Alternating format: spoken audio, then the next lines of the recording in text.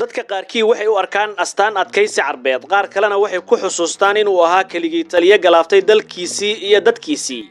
inta u dhaxaysa labadan aragti waxa ku jira sheeko dheer oo murugo, hami iyo go'aamo taariikhda bedelay leh. sidee ayuu ilmo faqri ku dhashay u noqday ninkii gilgilay bariga dhexe, saameeyay adduunka, ugu dambeyntiina ku baxsaday godmadow ilaa markii dambe xarig lagu daldalay? tani waa sheekada Saddam Hussein Abdulmajid. ku soo dhawaada Tifaftir Media. musiibada Saddam Hussein kama bilaaban maalintii uu dhashay, balse waxay ka horeysay 3 bilood ka hor. aabihii Hussein al-Majid ayaa geeriyooday isaga oo sabool ah. qisooyinka qaarkood waxa ay wariyeen inuu ku dhintay shil, kuwa kalena cudur. xaqiiqduse waa in Saddam uu ku dhashay agoonnimo.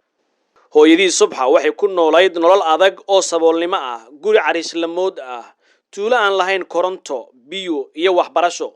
markii Saddam dhashay, qoyska waxa ku dhacay musiibo kale. walaalkiis weyn ayaa u dhintay cudurka kansarka. murugo isbiirsatay, faqri ba'an iyo madinimo ayaana noqday jawigii uu ku koray. hooyadii waxay guursatay nin kale oo lagu magacaabi jiray Ibrahim al-Hasan, ninkaas oo noqday xusuusta ugu xun ee carruurnimada Saddam. garaacis joogto ah, aflagaado, niyad dil iyo ku qasbid shaqo culus ayuu dhexda u galay kurayga.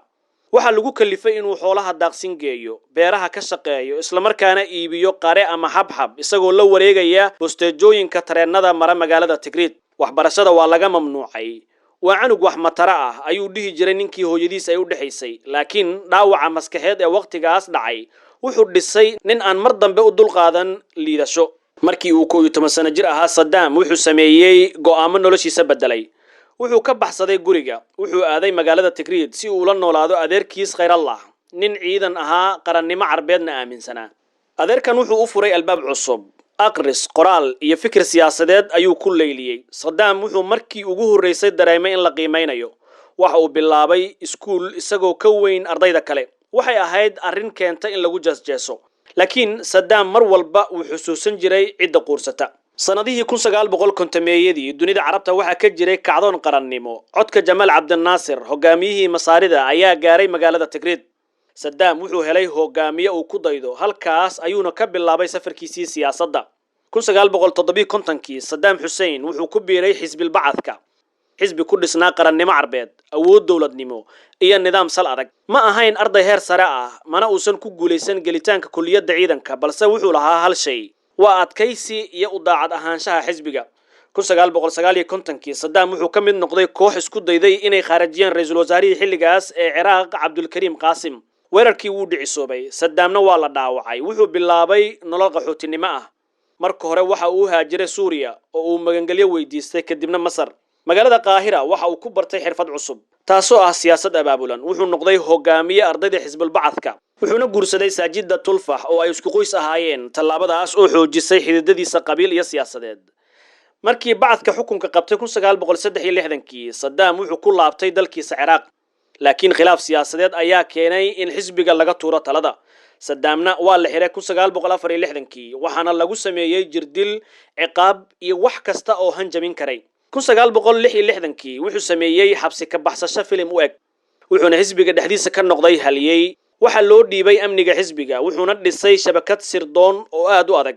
1968-kii afgambi kale ayaa guuleystay. Ahmed Hassan al-Bakri ayaana noqday madaxweyne. Saddamna wuxuu noqday ninka awoodda dhab ahaantii haysta. inkasta oo uu ahaa madaxweyne ku-xigeen, wuxuu gacanta ku dhigay sirdoonka, amniga iyo talada xisbiga, isaga oo ka saaray dadkii ka soo horjeeday ama uu u arkayay inay halis ku yihiin. sanadkii 1979-kii Ahmed Hassan al-Bakri ayaa ku dhawaaqay inuu iscasilay sababo la xiriira caafimaadkiisa, laakiin waxa la rumaysan yahay in Saddam uu cadaadis ku saaray arrintaas.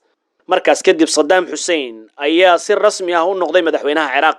wuxuu shir u qabtay xisbul bacadka, wuxuuna aqriyay warqad ay ku qoran yihiin magacyo raggaas. qaar badan oo ka mid ah waa la dilay. fariintuna waa caddeed oo waxay ahayd awoodda inaan lala wadaagaynin.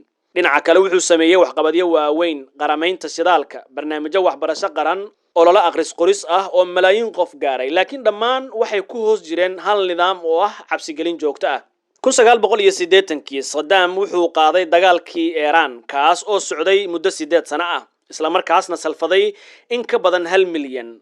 1990-kii Saddam Hussein waxa uu qaaday tallaabo bedeshay jihada waddankaasi markii uu ciidamo u diray dalka Kuwait, kuwaas oo duulaan ahaa. go'aankaas wuxuu horseeday go'doomin caalami ah, dagaallo iyo cunaqabatayn dhaqaale oo saameeyay malaayiin reer Ciraaq ah. inkasta oo uu xukunkiisu sii socday, Ciraaq waxa ay gashay xaalad ciriiri ah, dhaqaalihii oo burburay, adeegyadii bulsho oo yaraaday, iyo cadaadis joogto ah oo caalami ah. intii u dhaxaysay 1991 ilaa 2003 Saddam Hussein wuxuu sii hayay talada Ciraaq, balse waddanku wuxuu ku jiray go'doon. cunaqabataynta qaramada midoobay ayaa saameysay nolosha shacabka, halka xukunka dawladda uu ku tiirsanaa amni adag iyo cabsigelin joogto ah. sanado badan dunidu waxa ay isha ku haysay xaaladda Ciraaq, iyadoo dood adag ay ka taagnayd mustaqbalka gobolka Bariga Dhexe. sanadkii 2003 ciidamada Mareykanka iyo xulafadooda oo ay ugu tunweyn yihiin Ingiriiska ayaa waxay galeen dalka Ciraaq. marmarsiyada duulaankaas waxay ahayd in waddanku haystay hubka waxgumaada, balse waxay xambaarsanayd dhufaanida quwadda qaangaartay ee dalkaasi. dhowr toddobaad gudahood xukunkii Saddam wuu burburay. markii Baghdad ay gashay gacanta kuwa ku duulay, waxa dhamaaday ku dhawaad 35 sano oo uu Saddam talada hayay. laakiin su'aalihii ku saabsanaa Ciraaq iyo nabadeeda wali way sii jireen. Saddam Hussein waxa la qabtay 13 December 2003 kadib bilo badan oo uu baxsad ahaa tan iyo markii uu xukunkiisa burburay bishii Abriil ee isla sanadkaas 2003. qabashadiisu waxay ka dhacday tuulada Ad-Dawr oo ku dhow magaalada Tikrit, halkaas oo uu asal ahaan ka soo jeeday.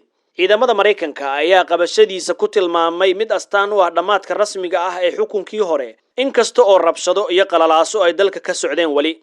Saddam waxa lagu qabtay howlgal military oo loo bixiyay Operation Red Dawn kadib xog sirdoon oo tilmaantay halka uu ku dhuumanayay. wuxuu ku jiray god qarsoon oo dhulka hoostiisa ah, isaga oo aan awood military iyo mid iska caabinba haysan.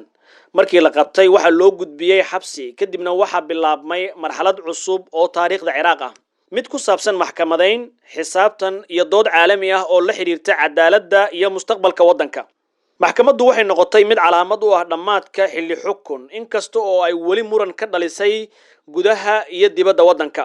2006 Saddam Hussein noloshiisii way soo dhamaatay markii la daldalay 3 bishii December, dhinaca kalena ku astaysnayd maalinta Ciidul Adha. balse geeridiisu ma ahayn dhamaadka sheekada Ciraaq ee waxay noqotay bilow cusub oo murugo, isbedel iyo caqabado waaweyn leh. Saddam Hussein wuxuu ahaa hogaamiye saameyn qoto dheer ku yeeshay dalkiisa iyo gobolka. dadka qaarna waxay u arkayeen inuu ahaa nin awood leh, qaar kalena kaligii taliya naxariis daran. laakiin hal xaqiiqo oo aan la dafiri karin ayaa ah xukunkiisii, dagaaladii iyo go'aamadiisiiba waxay raad ku reebeen jiilal badan.